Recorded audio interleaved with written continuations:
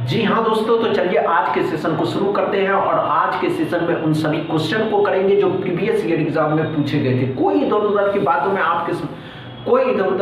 में आपके समय को बर्बाद नहीं करेंगे। एकदम बेसिक से शुरू करते हैं। स्वागत है आप सभी का जीरो खोज के ऑफिशियल चैनल पे दोस्तों। तो आप सभी मस्त होंगे और अपने एग्जाम की अब तैयारी नहीं, सेल्फ प्रैक्टिस पे अधिक फोकस करेंगे। जितना प्रैक्टिस उतना ही अच्छा परफॉर्मेंस आप इसके एग्जाम में करिएगा। कोई इधर उधर में आपके समय को बर्बाद नहीं करेंगे। आप सभी के सामने है। उससे पहले आज के सेशन में आप सिंप्लीफिकेशन के 4 क्वेश्चन, क्वाड्रेटिक इक्वेशन के 3 क्वेश्चन, नंबर सीरीज के 3 क्वेश्चन आप सभी के सामने है। सिंप्लीफिकेशन का पहला क्वेश्चन, इसको सॉल्व करिए। चलिए दोस्तों, पहला क्वेश्चन को सॉल्व करिए और कम समय में, जितना कम समय में अभी आप यहाँ पे सॉल्व कर पाएंगे उतना ही अच्छा परफॉर्मेंस इसके एग्जाम में करिएगा। प्री एग्जाम होता नहीं है दोस्तों, सिंगल एग्जाम होता है। डायरेक्ट इसके बाद आपका सिलेक्शन ही हो जाएगा, डॉक्यूमेंट वेरिफिकेशन और एनपीटी। समझ रहे हैं ना। अगर आप सिलेक्शन लेना चाहते हैं तो आप समझ रहे हैं अच्छे से। आज इसकी डेट 4 है दोस्तों और इस डे 4 में आप अच्छे से समझते हैं। चलिए, नहीं होगा कोई बात नहीं, घबराने की आवश्यकता नहीं है। कम समय में और सिंप्लीफिकेशन में कम समय दीजिए। जितना कम समय दीजिएगा उतना ही अच्छा परफॉर्मेंस कर पाइएगा। हुआ या नहीं हुआ? नहीं हुआ। आइए दोस्तों, क्या करा, ध्यान से देखेंगे। स्टूडेंट 7 से भाग लेना है तो 2 आ जाएगा। 6 कितने का स्क्वायर रूट होता है? 6 का। 6 दूनी कितना हो जाएगा? 12। ये कितने का होता है? 14 का होता है। 14 12 26। 26 में से 16 घटा दीजिएगा तो 10 बचेगा। 10 में 12 जोड़ दीजिएगा तो x बराबर 22 हो जाएंगे। क्या समझ में आया दोस्तों? पहला क्वेश्चन अच्छे से, इसमें कोई प्रॉब्लम नहीं। दूसरा क्वेश्चन सॉल्व करिए। चलिए दोस्तों, कम समय देना है। देखिए दोस्तों, स्पीड मैथ हमेशा अपने कम समय के लिए जाने जाते हैं और जो भी एस्पिरेंट इसमें सिलेक्शन लेते हैं वो कम समय के लिए ही जाने। हुआ या नहीं हुआ? नहीं हुआ। इतना समय लीजिएगा, वो भी सिंप्लीफिकेशन के क्वेश्चन में। सिंप्लीफिकेशन के क्वेश्चन में इतना समय नहीं। आइए दोस्तों, क्या करा, ध्यान से देखेंगे, अच्छे समझेंगे।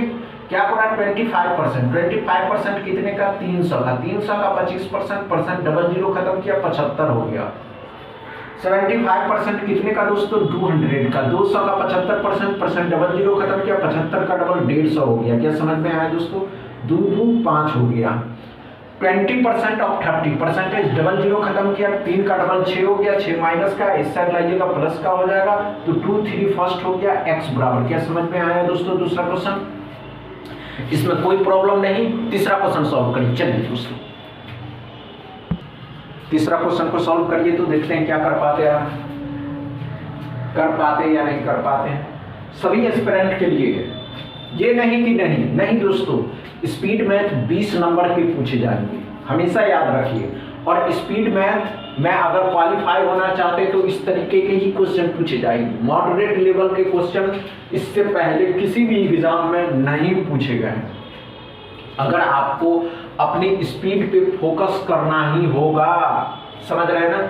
चलिए दोस्तों, स्पीड मैथ एक अहम रोल निभाता है इस सब एग्जाम में। हुआ या नहीं हुआ? बस आपको स्क्वायर याद होने चाहिए।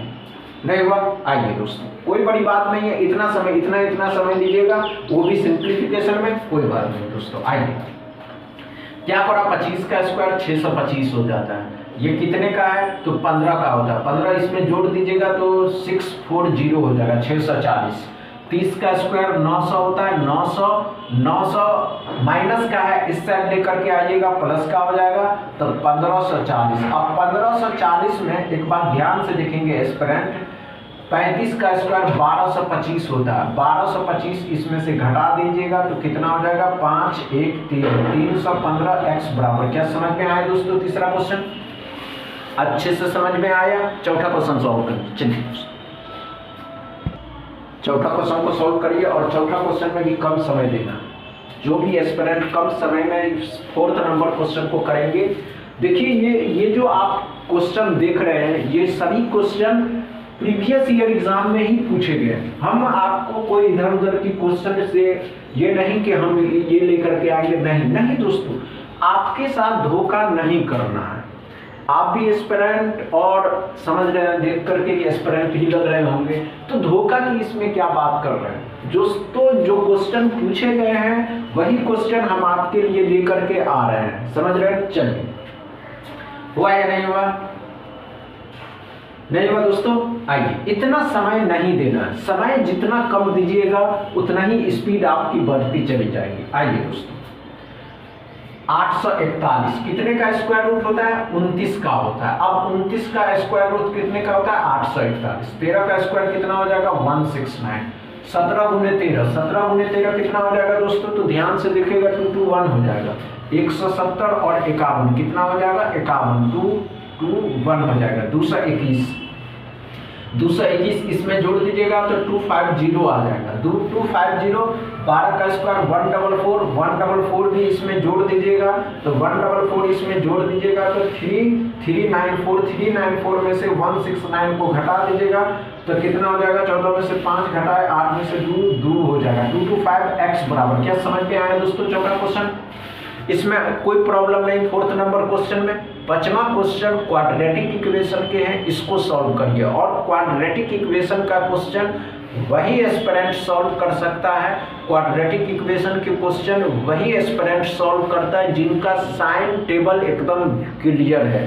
कहते हैं ना कि सिलेक्शन उसी का होता है जिसका विजन एकदम क्लियर होता है। आइए दोस्तों, पांचवा क्वेश्चन को सॉल्व करेंगे।